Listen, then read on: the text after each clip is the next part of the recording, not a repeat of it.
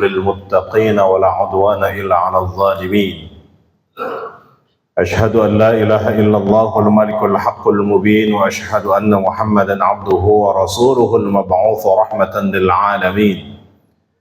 اللهم صل وسلم على سيدنا ومولانا محمد وعلى آله وأصحابه ومن دعا بدعوته واستنى بسنته إلى يوم لقاء ربه. وقد قال تعالى: أعوذ بالله من الشيطان الرجيم، بسم الله الرحمن الرحيم. يا أيها الذين آمنوا اتقوا الله وقولوا قولا سديدا يصلح لكم أعمالكم ويغفر لكم ذنوبكم، ومن يطع الله ورسوله فقد فاز فوزا عظيما. فيا عباد الله، أوصي نفسي وإياكم بتقوى الله وطاعته، فقد فاز المتقون. أما بعد، Ma'asyiral muslimin wa zumratal mu'minin, as'adakumullah. Jamaah salat Jumat yang dimuliakan Allah Subhanahu wa taala. Untayan syukur senantiasa kita sampaikan kehadirat Ilahi Rabbi yang Maha Ghafur. Sampai pada saat ini Allah masih memberi kesempatan kita untuk bisa hadir dalam rangka mewujudkan syukur nikmat kita melalui rangkaian ibadah Jumat yang tentunya besar harapan seluruh amaliyah ibadah yang kita laksanakan bisa diterima oleh Allah Subhanahu wa taala dengan penerimaan yang terbaik, sekaligus menjadi amalan-amalan terbaik pula di saat kita menghadap Allah Subhanahu wa taala. Salawat dan salam senantiasa tercurah limpah pada suri tauladan dalam setiap aspek kehidupan.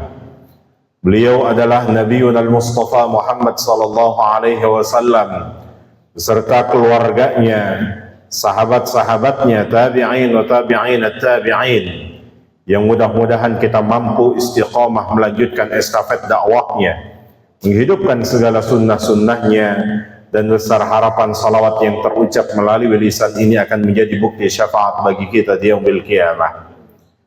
Ma'asyiral muslimin wa zumratal mu'minin, as'adakumullah. Jamaah salat Jumat yang dimuliakan Allah Subhanahu wa taala, wasiat takwa senantiasa terbentuk dalam pribadi kita sebagai seorang mukmin. Takwa yang setiap saat terus ditingkatkan. Takwa yang Allah uraikan secara sifatnya dalam Quran surah Ali Imran ayat 134 sampai 135. Takwa yang hadir menjadi solusi bagi setiap hambanya dari setiap permasalahan hidupnya. Allah hanya minta tingkatkan takwa yang dengan itu Allah bukakan solusi yang terbaik dari setiap permasalahan, baik pekerjaannya, hidupnya, bahkan jangankan satu provinsi, bernegara sekalipun, andaikan bangsanya bertakwa kepada Allah, Allah memberikan jaminan, walau anna ahlal qura amanu wattaqaw la fatahna alaihim barakatin minas samai wal ard. Konsekuensi dari itu semuanya, Allah bukakan keran langit, Allah bukakan keran bumi yang akan menjadi keberkahan bagi bangsa yang besar ini. Begitupun takwa hadir menjadi sebuah solusi bagi mereka yang menginginkan keturunan yang tidak hanya cerdas secara intelektual, melainkan spiritual. Wattaqullaha wa yu'allimukumullah. Allah hanya minta tingkatkan takwa yang dengan itu Allah buka kecerdasan tidak hanya intelektualnya, melainkan secara spiritualnya. Tidak hanya secara hard skill, akan tetapi secara soft skill yang tidak dimiliki oleh orang-orang yang biasa-biasa saja. Tapi justru soft skill itu rata-rata dimiliki oleh para nabi, siddiqin, syuhada, dan salihin. Bahkan takwa itu hadir menjawab semua problematika dari setiap kehidupan, sekalipun bernegara, berbangsa, bahkan di dunia. Allah nyatakan, kalaulah ada satu negara yang sedang resesi ekonomi, Allah hanya minta tingkatkan takwanya, yang asbab dari takwa itu, wa may yattaqillaha yaj'al lahu makhraja wa yarzuquhu min haitsu la yahtasib. Allah bukakan dia dari segala gemelut resesi ekonomi, dan Allah berikan solusi-solusi terbaik bagi hambanya. Mudah-mudahan ibadah Jumat yang sedang kita laksanakan siang ini senantiasa menjadi manifestasi ketakwaan kita kepada Allah Subhanahu wa taala. Ma'asyiral muslimin wa zumratal mu'minin, as'adakumullah. Jamaah salat Jumat yang dimuliakan Allah Subhanahu wa taala. Suatu ketika tatkala Rasulullah sallallahu alaihi wasallam sedang menyampaikan khutbatul wada pada prosesi ibadah haji, beliau naik pada posisi lebih tinggi, dan merupakan kebiasaan orang Arab kalau mengumumkan perihal suatu yang sangat penting, maka dia cari tempat tertinggi, baik itu Bukit Sofa, Bukit Marwah, atau bukit-bukit yang lainnya, yang pada saat itu Nabi naik ke bukit Jabal yang dikenal dengan Jabal Rahmah atau Bukit Rahmah. Namun Nabi tidak naik sampai pada puncak Jabal Rahmah. Sebagaimana kenyataannya, masyarakat kita itu selalu mentargetkan untuk bisa sampai pada puncaknya, apalagi sampai mengukir namanya dengan kekasihnya. Tapi Nabi hanya naik pada posisi pertengahan Jabal Rahmah, dan disitulah beliau menyampaikan secara tegas kepada orang-orang yang sedang menunaikan ibadah haji. Ayuhan nas, manusia, duyufullahi kathirun, tamu Allah ini sangat banyak, walakin hajjun mabrurun qalilun, akan tetapi orang yang mendapatkan predikat haji yang mabrur itu hanyalah sedikit. Bukankah seseorang yang sedang menunaikan ibadah haji karena distimulus dengan nilai-nilai pahala, maka begitu semangat ibadahnya, sampai garansi Nabi mengatakan siang salat di Masjidil Haram, 1 rakaat saja itu sebanding dengan 100.000 rakaat. Illa fi masjidi hadza, kecuali di masjidku, 1 rakaat sebanding dengan 1000 rakaat. Illa fi Masjidil Aqsa, kecuali di Masjidil Aqsa, 1 rakaat di sana sebanding dengan 500 rakaat. Jangankan ibadah yang sudah terurai nilai pahalanya, bahkan simbol-simbol setan pun dia harus tanggalkan. Bahkan kalau perlu ia hanguskan.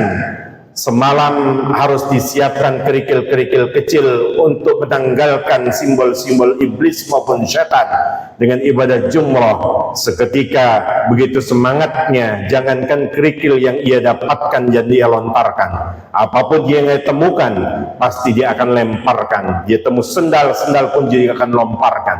Dia akan ketemu payung-payung pun juga dia akan lontarkan. Begitulah semangatnya orang yang kalau sudah distimulus dengan nilai-nilai pahala yang sangat luar biasa. Cuma yang terpenting dari itu adalah ketika Nabi memberikan satu pertanyaan, famadza ba'dal hajj? Setelah haji selesai ini Anda mau ngapain? Bukankah esensi haji itu tidak lain adalah mabrur, yang diambil dari akar kata birrun? Maka siapapun di antara jamaah yang mendapatkan legalitas dari ibadah hajinya, baik disebut dengan Pak Haji, baik disebut dengan Bu Hajjah, maka itu menjadi rem baginya untuk senantiasa berbuat kebaikan-kebaikan. Karena esensi ibadah haji itu adalah birrun, yang makna secara luasnya Allah tegaskan la rafatha wala fusuqa wala jidal. Tidaklah mungkin orang yang sudah menunaikan ibadah haji berkata-kata kotor, berperilaku kotor, apalagi menjadi sang provokator. Inilah uraian yang Allah nyatakan. Maka tegas bagi orang yang sudah menunaikan ibadah haji, pantaslah selalu mengikat rem bagi dia dengan sebutan Pak Haji atau Bu Hajjah. Bukankah di Mekah baik di Madinah, orang yang menunaikan ibadah baik umrah maupun haji, askar-askar selalu mengingatkan hajjah, hajjah, hajjah, atau haji, haji, haji, seakan-akan memberikan rem kepada kita jangan sampai melakukan perkara-perkara yang kotor. Kalau kita tarik peristiwa ibadah haji dengan peristiwa ibadah Ramadan kemarin, tentu tidak jauh beda. Karena Ramadan distimulus dengan nilai pahala, maka begitu semangat ibadahnya. Bahkan beberapa ulama, Al-Imam Ibn Rajab Al-Hambali dalam kitabnya Lataiful Ma'arif, Ramadan tusamma bimadrasah. Ramadan itu layaknya sebuah madrasah sekalipun dia tidak punya bangunan fisik, tapi visinya jelas, misinya jelas, kurikulumnya pun jelas. Bahkan dia pun juga harus mengalami wisuda ketika dikumandangkan tukmilul iddata walitukabbirullaha ala ma hadakum. Wisudanya bagi mereka shaimin Ramadan adalah ketika mampu melafazkan kalimat takbir Allahu Akbar dan seterusnya. Cuma sayang karena memang Ramadan ini tidak berbentuk fisik, maka dia tidak bisa menghadirkan ijazahnya. Maka inilah salah satu faktor bukti bahwa Ramadan itu ada karakter yang ingin dicapai oleh Allah Subhanahu wa taala. Cuma yang terpenting adalah famadza ba'da Ramadan. Setelah Ramadan ini berlalu, apa yang harus kita lakukan?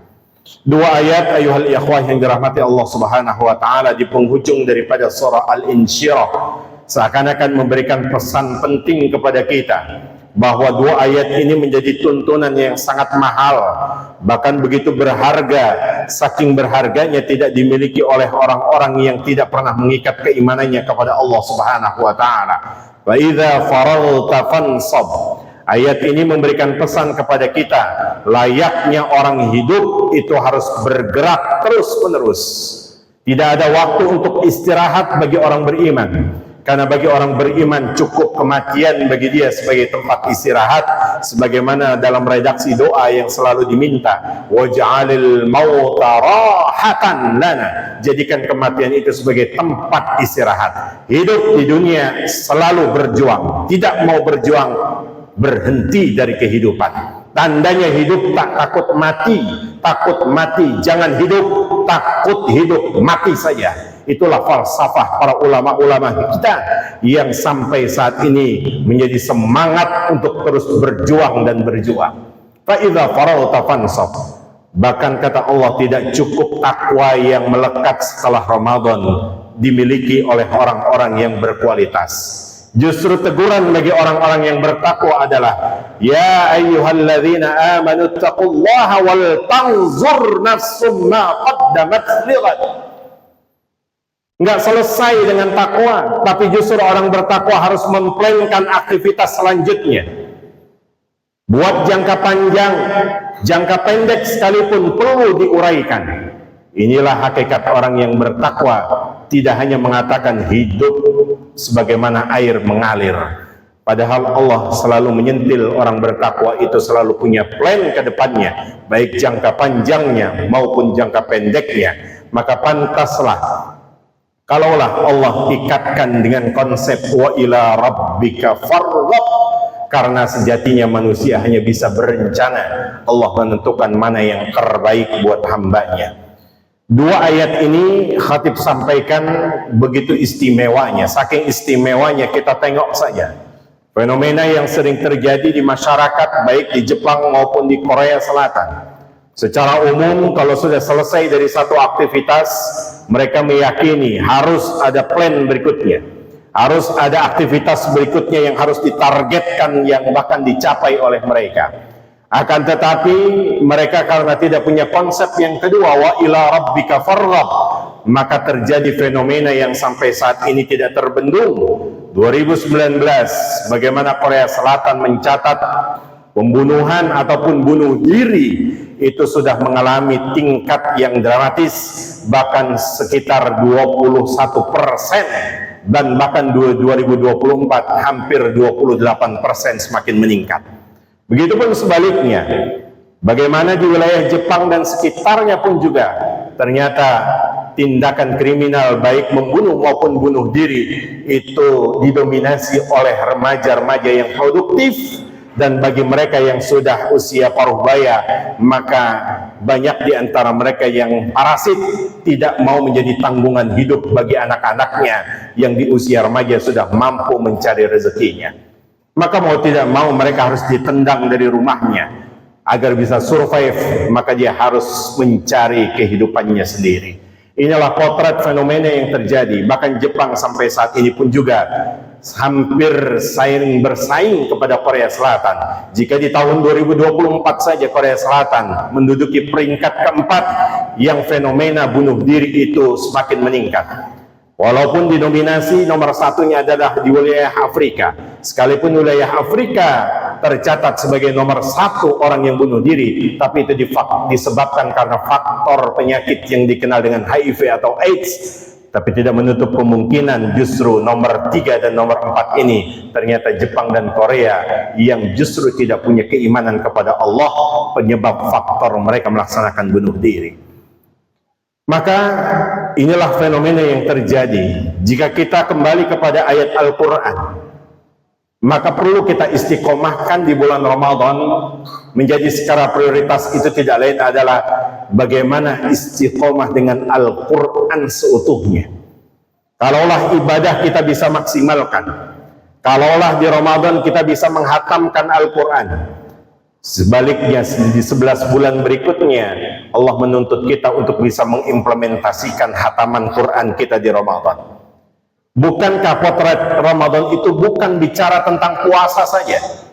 Salah besar kalau yang hanya memotret Ramadan itu bicara tentang Qiyamul Lail saja. Keliru kalau hanya memotret Ramadan itu sebatas Lailatul Qadar saja.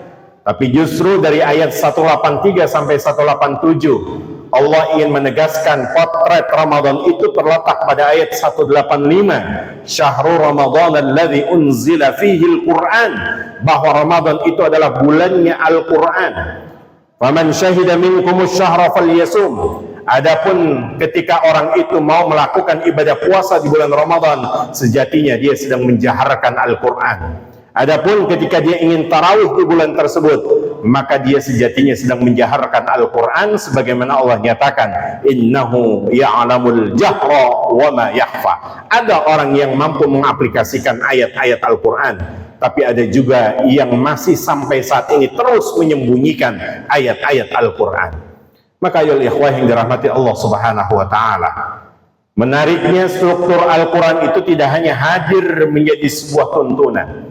Jika kita potret berdasarkan pendapat Neil Robinson, seorang doktor musik yang sampai saat ini beliau menjadi tenaga pengajar di Leeds University Inggris, beliau tegas mengatakan 25 tahun dalam risetnya saya menemukan ada struktur yang mengubah semua paradigma. Kalaulah kita hanya mengkaji tafsir itu sebatas tafsirul ayat bil ayat atau tafsir surah ila surah, dari satu surah selesai ke surah berikutnya, ternyata beliau mampu meriset struktur Al-Quran berdasarkan tertibut tanzil, berdasarkan turunnya wahyu. Sebagaimana kita tahu bahwa wahyu pertama diturunkan dari ayat 1 sampai ayat ke-5 dari surah Al-Alaq, dan beliau menemukan struktur 5 ayat itu bagaikan circle ring, bagaikan cincin yang estetiknya itu berada di tengah-tengah. Atau dalam secara konsonan kata, karena Al-Quran itu diturunkan tidak bentuk tulisan, beda dengan kitab-kitab lainnya. Wa katabna ila Musa, Musa diturunkan oleh Allah dalam bentuk tulisan, Zabur dalam bentuk tulisan, Injil dalam bentuk tulisan. Tapi Al-Quran adalah sanuqri'uka, yang dibacakan oleh malaikat Jibril, ditiru oleh Nabi Muhammad SAW. Kalau dikiaskan zaman sekarang persis seperti halnya MP3 yang kita dengarkan, itulah ditiru bacaannya oleh kita. Maka pada saat itu beliau menyimpulkan ternyata struktur Al-Quran itu tidak jauh dengan 12, 10, 8, 10, 12. Artinya apa? Terdapat titik tengah yang menjadi acuan dan inti dari ayat yang pertama kali diturunkan. Jika 5 ayat dari surah Al-Alaq, maka di ayat ketiga itu merupakan intinya, Iqra wa rabbukal akram. Kalau kita hanya mengkaji dengan kajian biasa, tentunya ini menjadi pesan untuk banyak baca. Tapi justru ayat ini memberikan pesan, Iqra, kuat literasi, wawasan bertambah. Konsekuensi dari itu semuanya, warabbukal akram, Allah akan berikan kemuliaan kepada orang tersebut. Bukankah Allah buka kecerdasan kepada orang-orang, bahkan diberikan kemuliaan bagi orang-orang yang cerdas? Tapi jangan lupa di penghujung ayat daripada surah Al-Alaq inilah Allah ingin berpesan, banyak orang yang cerdas justru bukan memanipulasi, Tapi justru orang cerdas itu mampu menghantarkan kecerdasannya wasjud waqtarib, agar lebih dekat kepada Allah Subhanahu wa taala. Layaknya ilmu padi yang semakin berisi, semakin merunduk, semakin ada wawasan, semakin dekat dengan Allah Subhanahu wa taala. Sehingga kita akan dapatkan struktur apa maksud yang dibahas dari surah Al-Alaq. Ternyata ada di pertengahan ayatnya yang sebagai circle ring. Ar-ra'ahu istaghna inna ila rabbika ruj'a ara'aita alladhi yanha 'abdan idza shalla. Siapa yang dibahas? Karena ada orang cerdas yang ternyata kecerdasannya memanipulasi orang-orang. Karena banyak orang pintar yang dengan kepintarannya mampu membodohi orang-orang.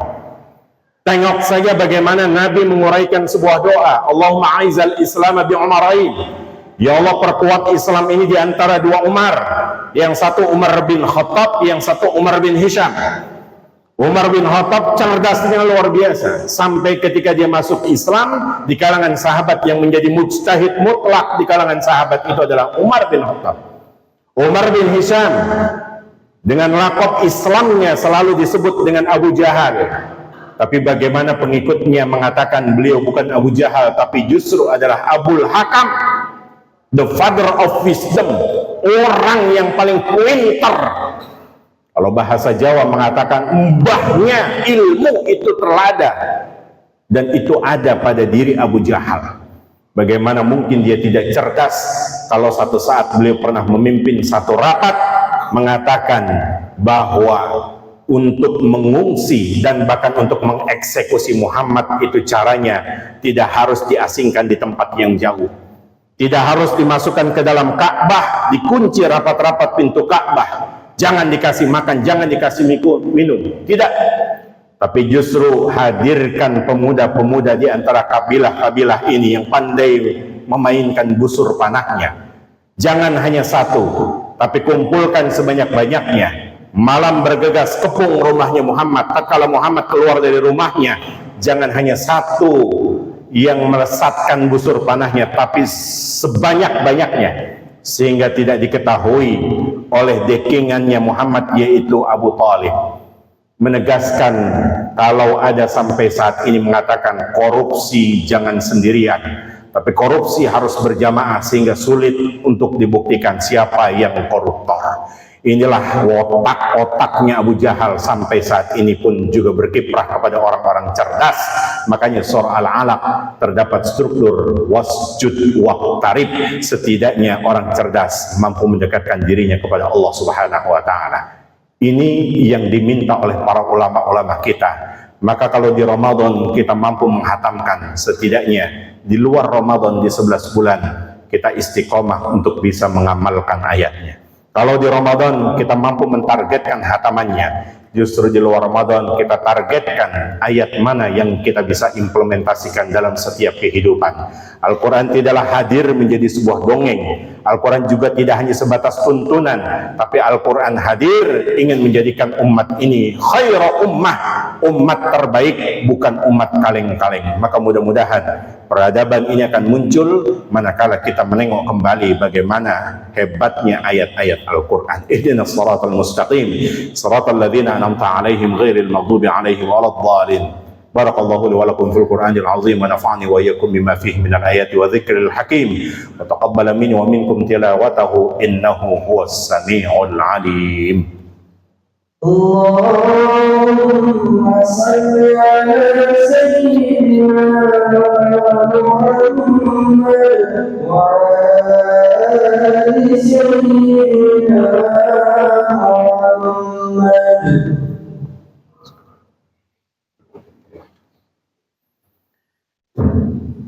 Innal hamdalillah nahmaduhu wa nasta'inuhu wa nastaghfiruhu wa nastahdihi wa na'udzu billahi min sururi anfusina wa sayyiati a'malina. May yahdihillahu fala mudilla lahu wa may yudlil falan tajida lahu waliyyan mursyida. Ashhadu an la ilaha illallah wahdahu la syarika lah wa ashhadu anna Muhammadan 'abduhu wa rasuluhu la nabiyya ba'dah.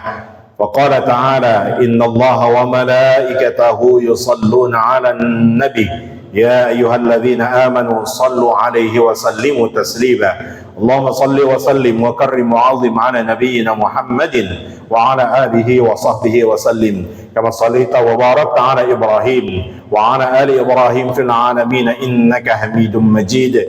ورضى اللهم عن أربعة الخلفاء الراشدين أبي بكر وعمر وعثمان وعلي وعلى بقية الصحابة وتابعين التابعين وعلينا معهم برحمتك يا أرحم الراحمين. اللهم اغفر للمؤمنين والمؤمنات والمسلمين والمسلمات الأحياء منهم والأموات إنك سميع قريب مجيب دعوات ويا قاضي الحاجات. اللهم أصلح ديننا الذي هو عصمة أمرنا، واصلح دنيانا التي فيها معاشنا، واصلح آخرتنا التي إليها معادنا، واجعل الحياة زيادة لنا في كل خير، واجعل الموت راحة لنا من كل شر. ربنا آتنا في الدنيا حسنة وفي الآخرة حسنة وقنا عذاب النار. عباد الله، إن الله يأمر بالعدل والإحسان وإيتاء ذي القربى وينهى عن الفحشاء والمنكر والبغي يعظكم لعلكم تذكرون. فاذكروا الله العظيم يذكركم واسألوه من فضله يعطيكم ولذكر الله أكبر والله يعلم ما تصنعون.